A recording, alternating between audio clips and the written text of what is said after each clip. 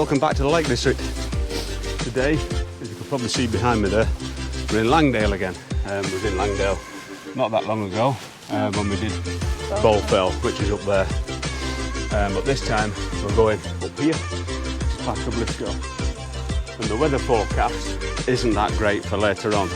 So we're going to see what happens when we get up to the top of Pike O Blisco. We'll see if we can do Cold Pike, get to Red Tarn.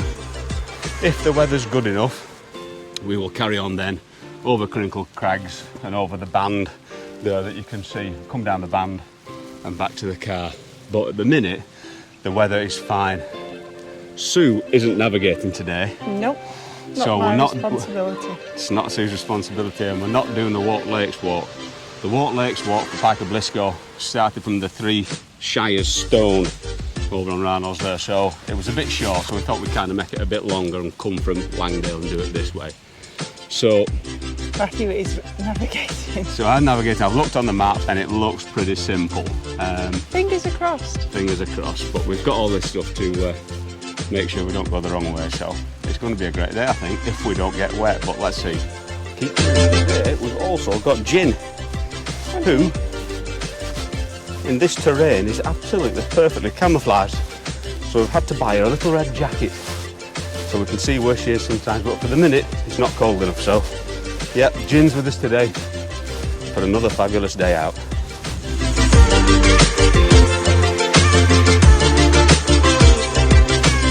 Quite an interesting one, this one, because I was reading Wainwright's book last night, the Southern Fells book, and he was saying, I think he wrote it in 1958, or the last time he'd been up these hills was in 1958, and that the summit cairn, the Pike O Blisco, was quite big. And then he returned in the spring of '59 and seen that some vandals had been up and knocked the top of it off. So it's not going to be as big as what it shows in Wainwright's book. But what he did ask in the section at the back was every walker who read his book or whatever would take a stone and try to rebuild the cairn. So we'll go and have a look and see how big it is today, and no doubt we'll be putting a stone on it to help Alfred's wishes to rebuild the cairn and the Pike O Blisco. So we just have to drop a layer. It's not massively steep, this path, but it is quite warm. And the last thing you want is to get sweaty on your way up, then get on the top and it's freezing cold. You'll just freeze. So we've just had a quick stop and taken the layer off. Yeah, and the views are great already. And that's a good thing about it. If you get a steep path up at the beginning, you soon get the views. So, yeah, a little bit cooler now, so I can go a bit further for a while.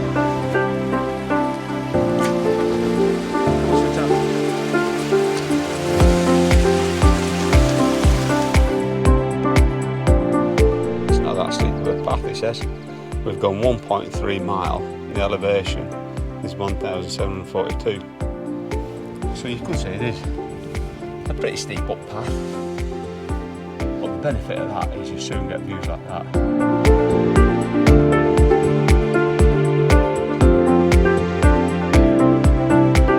Susan, I can see the cairn at the top, just where Gin is. Come on, we're nearly there. Okay.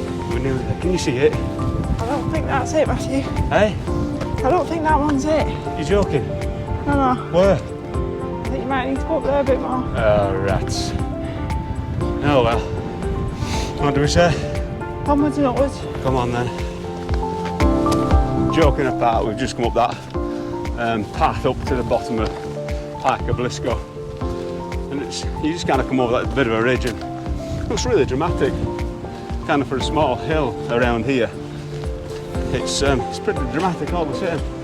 Looks a bit misty on top, looks like the weather forecast could be right. We've got another couple of hours before the rain comes in, hopefully. But yeah, looking good. Okay, so we've just had a quick pit stop and put our waterproof jackets on.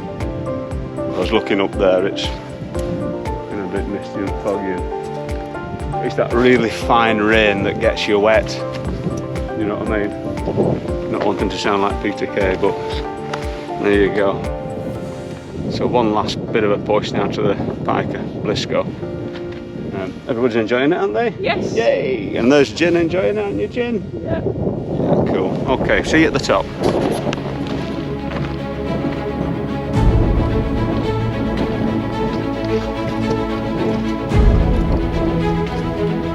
Sweetheart, which way do you want to go? You want to go that way or that way? That way? Okay.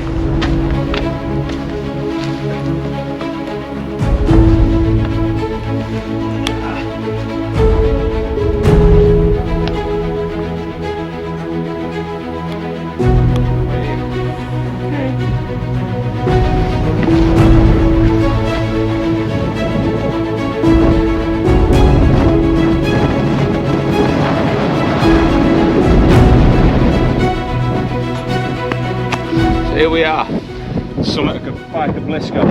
Now there's two cairns here, but this one to me looks like the old one. I don't know, there's one over there that looks like an imposter to me, I might be wrong, but this looks like the older base of the one that Alfred Wainwright was saying was demolished in 1959. So we're here, and the views in here are absolutely non-existent. The clouds right down. We need to look at the map now because I have no idea which way to go. Clouds right down, so we've got to shout the map and see where we'll go. But we're at the top, haven't we, Susan? We made it. And now we're going to put a stone on top of here. Don't forget a stone, Susan. Making sure it's a sturdy stone too.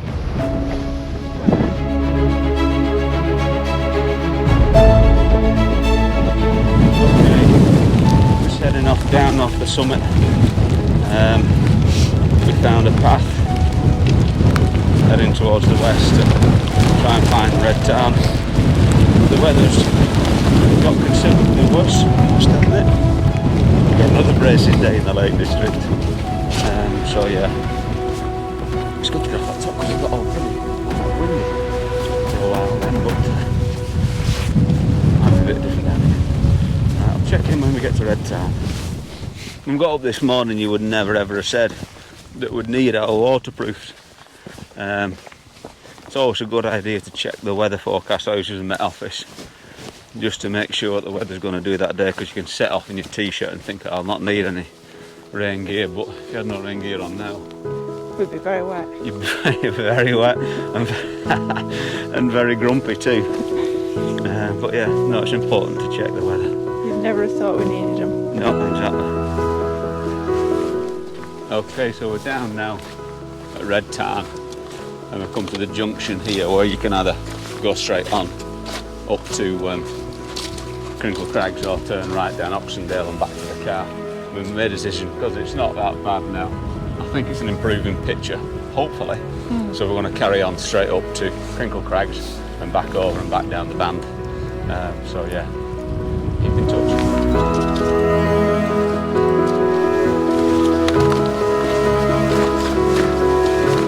Decision to do Cold Pike while we're here, so there's a path going up to Crinkle, so we've just kind of skipped across this bit of ground here to pick up. You can just see a very faint path in the background there that leads to the top of Cold Pike, which is just behind us, so I thought I might as well do it while we're here. Yeah. Good idea? Yeah. Yeah. Let's go now while you can still see it. Yes.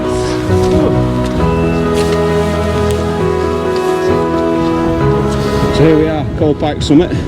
I've not just grown in height, I'm just stood on a step that's taller than Sue. The weather is picking up a bit. It's a little bit brighter. It is looking a bit brighter over yon. If we look around here, as you can see, there is a bit of sunshine over there, but over there it's still a bit dreary. So yeah, now we'll crack on to Crinkle Crags. So as you can see, I don't possess magical powers. The clouds didn't part.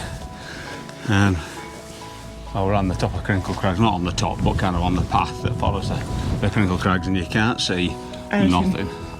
It's a shame because the views from here are absolutely spectacular. I'm glad we've done it before when we've had good views. Yeah, you did right there. Yeah, and the day we did it, we're in t-shirts and shorts, and it was really sunny. It was. I'm glad we've got Gin's little red jacket on, then we can spot her. So Yeah, not much to report really, other than You can see about 4 metres in front.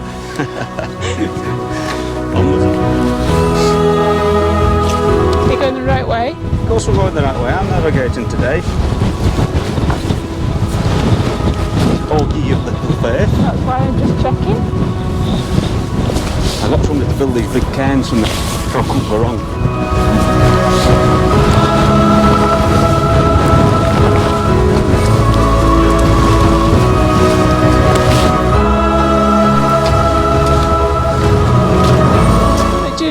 You don't want to end up down there. You just stuck on that path. Coming down that boulder. It was. Boulder Hill, whatever it is. Yeah. But we're just following these lines of cairns now because the cloud's right down again, and you can really see the benefit of these cairns now because they're just leading the way ahead. So yeah. So I think Jim was glad of the help. The lift. So we'll carry on a little bit further. I don't think she's bothered about being carried.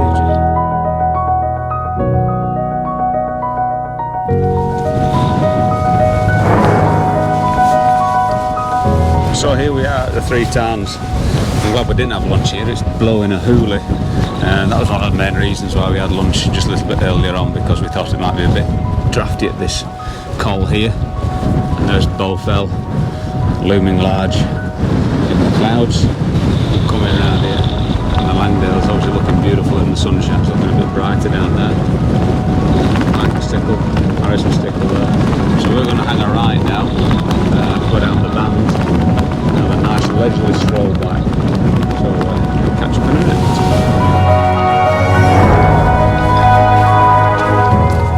To Bowfell, this is where we came up here, up past Morningside Force and Hellgill, and then we hopped over the beck about somewhere here, up across the band here, across this path, and you can just see the Climbers Traverse path that we went on there, and kind of around the back of Bowfell to Cambridge Crag and drank from the spring there. It was absolutely beautiful, and kind of came up the back onto the top of Bowfell. The other route obviously is from this side going up there, but I would advise you going on the Climbers Traverse path. It is a bit hairy, but it is a really good path. But that was a couple of weeks back. If you haven't seen it, go and have a look. It's really cool.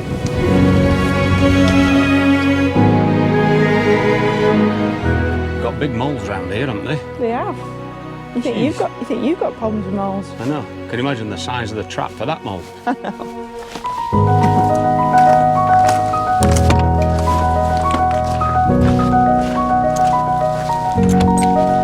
Okay, just so a quick walk review. I think it was a fantastic walk. What do you think, Susan? It was. It was a tough walk. It was a very tough walk, yeah. I think if we'd been doing it this time of day, well, you can still see Crinkle Crags in the background, they're still a bit clouded in. So, no, it was a really good walk, that. I think next time we do Crinkle Crags, it's as well to do Pike O Blisco at the same time, because it's not that far away. So yeah, all in all, a cracking day.